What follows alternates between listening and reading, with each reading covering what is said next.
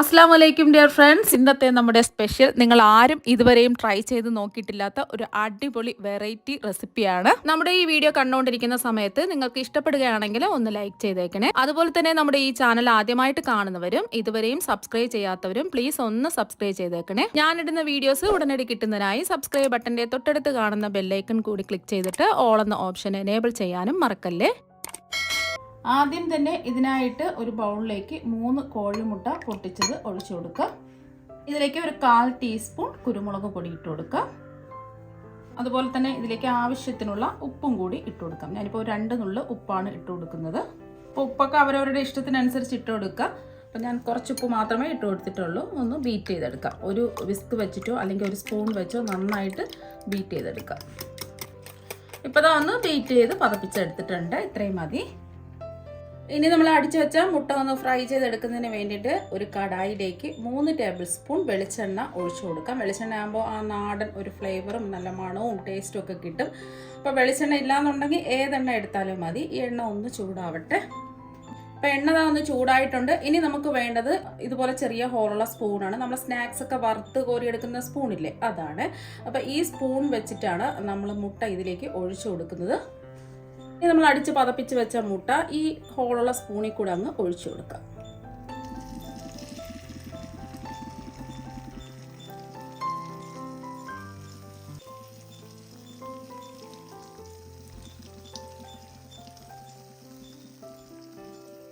ഇതാ ഒഴിച്ചു കൊടുത്തിട്ടുണ്ട്.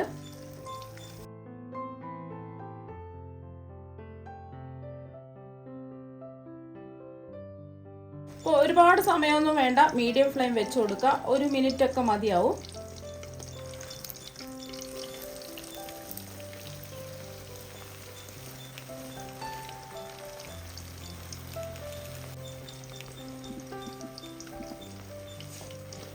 നമ്മൾ സാധാരണ നേരിട്ട് മുട്ട അടിച്ച് പതപ്പിച്ച് ഇതിലേക്ക് ഒഴിച്ചു കൊടുക്കുന്ന സമയത്ത് അത്ര നല്ല സോഫ്റ്റ് ഉണ്ടാവില്ല. അപ്പോൾ ഇങ്ങനെ നമ്മൾ ചെയ്തെടുക്കുകയാണെന്നുണ്ടെങ്കിൽ നല്ല സോഫ്റ്റ് നല്ല ഫ്ലഫി ആയിട്ടിരിക്കും. അപ്പോൾ കഴിക്കാനും നല്ല ടേസ്റ്റ് ആയിരിക്കും. അപ്പോൾ ഒരുപാട് സമയമൊന്നും വേണ്ട, 1 മിനിറ്റ് 1-2 മിനിറ്റ് ഇതുപോലെ ഒന്ന് ചെറുതായിട്ടൊന്ന് വെന്ത് കിട്ടിയാൽ മാത്രം മതി.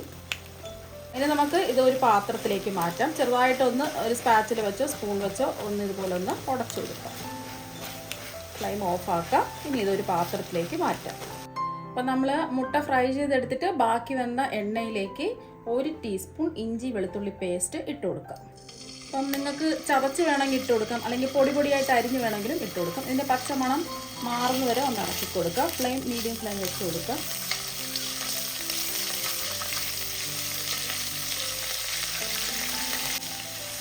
ഇപ്പോൾ ഒരു 10 സെക്കൻഡ് ഇതാ ഇളക്കി കൊടുത്തിട്ടുണ്ട്. ഇഞ്ചിയുടെയും വെളുത്തുള്ളിയുടെയും ആ ഒരു പച്ചമണമൊക്കെ മാറി കിട്ടിയിട്ടുണ്ട്. ഇനി ഇതിലേക്ക് ഒരു വലിയ സവാള നീളത്തിൽ അരിഞ്ഞത് ഇട്ട് കൊടുക്കാം. ഒന്ന് ഇളക്കി കൊടുക്കാം. സവാള ഒരുപാടങ്ങ് വാടിക്കുഴയേണ്ട ആവശ്യമൊന്നുമില്ല, ജസ്റ്റ് ഒന്ന് വാടി കിട്ടിയാൽ മതി. അപ്പോൾ സവാള അങ്ങ് ഗോൾഡൻ നിറമൊന്നും ആവേണ്ട ആവശ്യമില്ല. ഇപ്പോൾ കണ്ടില്ലേ, ചെറുതായിട്ടൊന്ന് വാടി വന്നിട്ടേ ഉള്ളൂ. 1 മിനിറ്റൊക്കെ ഒന്ന് ഇളക്കി കൊടുത്താൽ മതിയാവും. ഇനി ഇതിലേക്ക് നീളത്തിലരിഞ്ഞ ഒരു വലിയ തക്കാളി ഇട്ട് കൊടുക്കാം. അതുപോലെ തന്നെ ഇതിലേക്ക് 3 പച്ചമുളക് നീളത്തിൽ കട്ട് ചെയ്തെടുത്തതും കൂടി ഇട്ട് കൊടുക്കാം. ഇത് അധികം എരിവില്ലാത്ത പച്ചമുളകാണ്. എരിവുള്ള പച്ചമുളകാണെന്നുണ്ടെങ്കിൽ അവരവരുടെ എരിവിനനുസരിച്ച് ചേർത്ത് കൊടുക്കുക. 1-2 ഒക്കെ ചേർത്ത് കൊടുത്താൽ മതിയാകും. ഈ തക്കാളി ഒന്നും ഉടഞ്ഞു വരേണ്ട ആവശ്യമില്ല, ചെറുതായിട്ടൊന്ന് വാടി കിട്ടിയാൽ മാത്രം മതി. ഇപ്പോൾ തക്കാളിയും കൂടെ ഇട്ട് കൊടുത്തതിന് ശേഷം ഇതാ 1 മിനിറ്റ് ഒന്ന് ഇളക്കി കൊടുത്തിട്ടുണ്ട്. ഒരുപാടങ്ങ് വാടി വെന്ത് കുഴയേണ്ട ആവശ്യമൊന്നുമില്ല. പെട്ടെന്ന് തന്നെ നമുക്ക് റെഡിയാക്കി എടുക്കാൻ പറ്റും, ഒരു താമസവും ഇല്ല.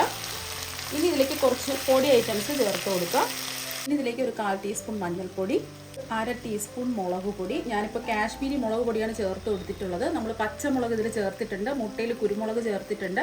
അപ്പോൾ അവരവരുടെ എരിവിനനുസരിച്ച് മുളക് പൊടി ചേർത്ത് കൊടുക്കുക. സാധാരണ എരിവുള്ള മുളക് പൊടിയാണെന്നുണ്ടെങ്കിൽ ഒരു 1/4 ടീസ്പൂണൊക്കെ ചേർത്ത് കൊടുത്താൽ മതിയാകും. നമ്മൾ ചേർത്ത് കൊടുത്ത പച്ചമുളകിൻ്റെ എരിവിനനുസരിച്ച് മുളക് പൊടി ചേർത്ത് കൊടുക്കുക. അതിന് ഇതിലേക്ക് നമ്മൾ ചേർത്ത് കൊടുക്കുന്നത് 1 ടീസ്പൂൺ മല്ലിപ്പൊടിയാണ്. ഇനി ഒന്ന് ഇളക്കി കൊടുക്കാം. ഈ പൊടിയുടെ പച്ചമണം മാറി കിട്ടുന്നവരെ ഒന്ന് ഇളക്കി കൊടുക്കാം. അപ്പോൾ പൊടിയുടെ പച്ചമണമൊക്കെ ഒന്ന് മാറി കിട്ടിയിട്ടുണ്ട്. ഇനി ഇതിലേക്ക് നമ്മൾ ഫ്രൈ ചെയ്തെടുത്ത് വെച്ച മുട്ട ഇട്ട് കൊടുക്കാം. ഇനി നമ്മൾ മസാലയിലൊന്നും ഉപ്പിട്ട് കൊടുത്തിട്ടില്ല, മുട്ടയ്ക്ക് ആവശ്യമുള്ള ഉപ്പ് ഇട്ട് കൊടുത്തിട്ടുള്ളൂ. ഒരു 1/4 ടീസ്പൂൺ ഉപ്പിട്ട് കൊടുക്കാം. എന്നിട്ട് കുറവുണ്ടെന്നുണ്ടെങ്കിൽ നോക്കിയിട്ട് ഉപ്പ് ചേർത്ത് കൊടുത്താൽ മതി. ഒന്ന് ചെറുതായിട്ട് ഒന്ന് ഇളക്കി കൊടുക്കാം.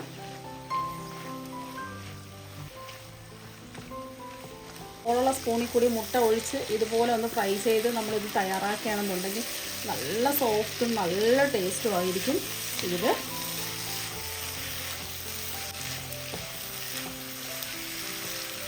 ഒരുപാട് താമസമൊന്നുമില്ല, പെട്ടെന്ന് തന്നെ നമുക്ക് ഇത് റെഡിയാക്കി എടുക്കാവുന്നതേ ഉള്ളൂ. വെറുതെ കഴിക്കാനാണെങ്കിലും നല്ല ടേസ്റ്റാണ്.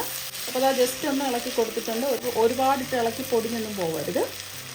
ഇനി ഇതിലേക്ക് നിങ്ങൾക്ക് വേണമെന്നുണ്ടെങ്കിൽ ഒരു 1/4 ടീസ്പൂൺ ഗരം മസാലയും കൂടി ചേർത്ത് കൊടുക്കാം.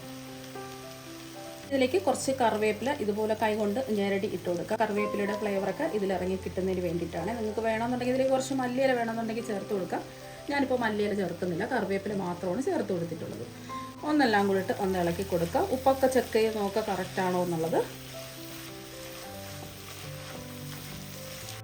വളരെ പെട്ടെന്ന് റെഡിയാക്കി എടുക്കാൻ പറ്റുന്ന എഗ് ഫ്രൈഡ് റോസ്റ്റ് ഇവിടെ റെഡി ആയിട്ടുണ്ട്.